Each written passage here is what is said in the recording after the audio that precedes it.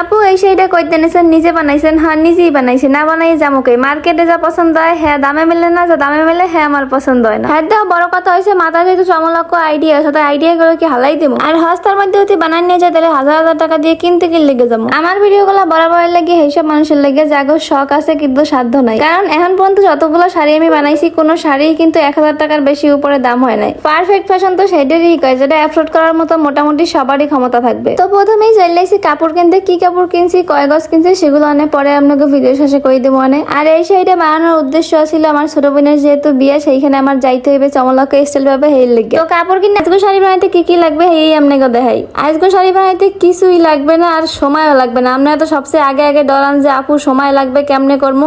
আজকে শাড়ি বানাইতে সর্বোচ্চ গেলে সময় লাগতে পারে আপনার 1 ঘন্টা বা 1.5 ঘন্টা। তো আমি এখানে 2 কালারের 2টা কাপড় লইয়ে লইছি। তো এইগুলা কি কাপড়, কয়টা গজ নিছে, কয় গজ লাগছে সেগুলো আমি ভিডিওর শেষে সুন্দর মতো করে দেবো অনেক। আর লাগবে হইলো কি এরকমের স্টোন চেন, যেগুলো 30টা গজ দেবে আপনার কাছ দিয়ে। তো আপনি 4-5 গজ মোটামুটি আনলেই হয়ে যাবে। আবারও কই এটা কিন্তু হইলো গিয়ে স্টোন চেন, নাইলে আপনারা আমার মাথাটা পুরো ফেতা পাতা বানাইয়া লাইবেন ইনবক্স করতে করতে। এত সুন্দর করে কয়ে দেওয়ার পরও কি লেগে যে আপনারা বোঝেন না হাইই কইতে পারি না। তো প্রথমেই আমরা সুন্দর করে এরকম একটা ফুল আঁকে লমু। ফুলটারে আঁকতে আমার বহুত কষ্ট হয়েছে।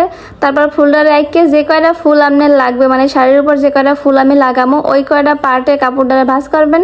ভাঁজ করে ফুলটারে সুন্দর মতো এই জায়গায় সেট করবেন। আর হ্যাঁ আপনি কিন্তু চাইলে ডিজাইন পরিবর্তন করতে পারেন, মানে এই ফুল না দিয়ে অন্য ফুল দিতে পারেন বা অন্য কিছু দিতে পারেন। হুবাহু যে আমার মতো হইতে হইবে এমনটাও কিন্তু কিছু না। তারপর সুন্দর করে কেচি দিয়ে এরমের ধীরে সুস্থে আস্তে আস্তে ঘুরাই ঘুরাই ফুলগুলারে কাটতে লইবেন। আবার কইেন না যে আপু কেচি কেমনে ধরছেন, কিছু কিছু আপনাকে যে অদ্ভুত কোশ্চেন আছে যা দেখলে আমার পুরোই আসমুনা কানমো হয়েই কইতে পারি না। আর এই সেই বিখ্যাত গুলো 20,000 যেটা আমি 100 বার করার পরে আপনারা যাই আবার ইনবক্স করেন যে আপু কি গুলো ব্যবহার করছেন, এগুলো রান নাম কি হ্যাঁ তো আমি কইতে পারি না ভাই। কইতে কইতে টাকলাটা পুরো ব্যথা হয়েছে, এরপর আপনারা বোঝেন না। যাক তো ফুলগুলো এরমের শক্ত কিছুর উপর রাখবেন, রাখে তার চারিপাশে আস্তে আস্তে এরমের গুলো লাগাইবেন।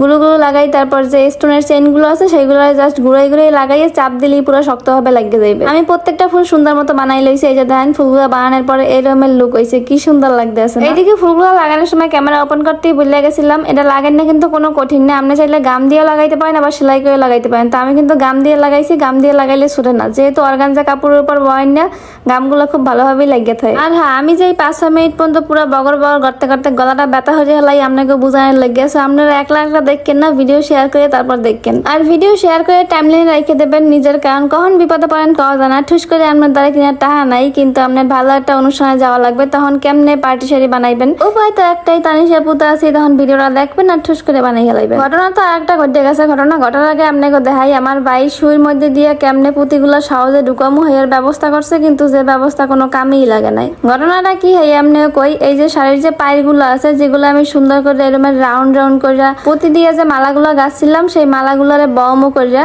তো বয়াইছিলাম ও সুন্দর করে, কিন্তু এই পুঁতিগুলো গাম দিয়ে লাগে না। আমি গতকালকে একটা ভিডিওতে কইছি যে এই পুঁতিগুলো গাম দিয়ে লাগে না, সেটা আমি প্রথমবার টের পাইছি এই শাড়িরে লাগাইছি যখন। তখন বিপদে কোন জায়গা পড়ছি, কারণ এই শাড়িরে যে এগুলো লাগাই থুয়ে দিছি আর কোনো খবর নাই। কিন্তু বিয়ে যাওয়ার 1 ঘন্টা আগে যখন শাড়ি বাই করছি তখন থেকে এইগুলো সব সুইটে পড়ে গেছে। তখন মাথার মধ্যে কেমনটা লাগে কোন। ও আপনাকে একটা ট্রিক শিখাই দিই, এই হয়েছে যখন আপনি অর্গানজা বা কোনো জর্জেট কাপড়ে এরকম পায়ের কাটবেন, সেলাই করার ভয় নাই, জাস্ট এরকম ম্যাসলাইট না হইলে গিয়ে একটা মোমবাতি ধরাইয়া একটু হালকা ছাকা দিয়ে নেবেন, তাইলে আর ওইখান থেকে সুতা বেরোইবে না। এইদিকে যুদ্ধ আমার শুরু হয়ে গেছে, কারণ ওইটা যেহেতু সুইটে গেছে ডিজাইন তো অন্য একটা বানানো লাগবে। বিয়েতে যাওয়ার মাত্র 1 ঘন্টা ভাই, তো আমার দ্বারা যে এক্সট্রা কাপড় ছিল অর্গানজা ওইটা দিয়ে পুরো পাইরে এরমের কুচি কুচি দিয়ে সেলাই করে গেছি। আর চিন্তা যেহেতু করছি যে এই শাড়ি পরে যাবো, আমার এই শাড়ি পরেই যাওয়া লাগবে। আর এতটুকু ডিজাইন যদি পরিবর্তন না করতে পারি তাইলে আমি কেমন ডিজাইনারই বা হইলাম। তো অবশেষে আমার কুচি কুচি দিয়ে সেলাই করা শেষ। তো কুচিগুলো একটু সরু বড় হইবে, ওইগুলা পরে কেসি দিয়ে কাটতে নিবেন। আর কুচিগুলার গোড়ায় ঢাকার লাগে, মানে সেলাই ঢাকার লাগে এরকম একটা যে কোনো লেজে আপনারা ব্যবহার করতে পারেন। আমার দ্বারা এই লেজ ছিল, এই লেগে এই লেজ লাগাই দিছি। আর এই শাড়ির কাপড় কিন্তু ছিল ইন্ডিয়ান অর্গানজা। আপনারা যাই দোকানে কইলি হইবে যে ইন্ডিয়ান অর্গানজা কাপড় দেন, যেগুলোর গজ থাকবে 120 টাকা করে, 6 গজের মতো কাপড় লাগবে। আর উপরে যে আলগা ফুলগুলো লাগাইছি এটাও কিন্তু অর্গানজা কাপড়। অবশেষে এই হলো গিয়ে আমার ফাইনাল লুক, পুরাই চমলাক্য ওয়াও। তো এমন হস্তার মধ্যে শাড়ি বানানো যদি আপনাকে ভালো লাগে তাহলে ভিডিও অবশ্যই শেয়ার করে পাশে থাকবেন। আর আমরা যদি কোনো পছন্দ থাকে যে এই শাড়িটা বানাই দিতে পারবেন কিনা আমার ইনবক্স করবেন।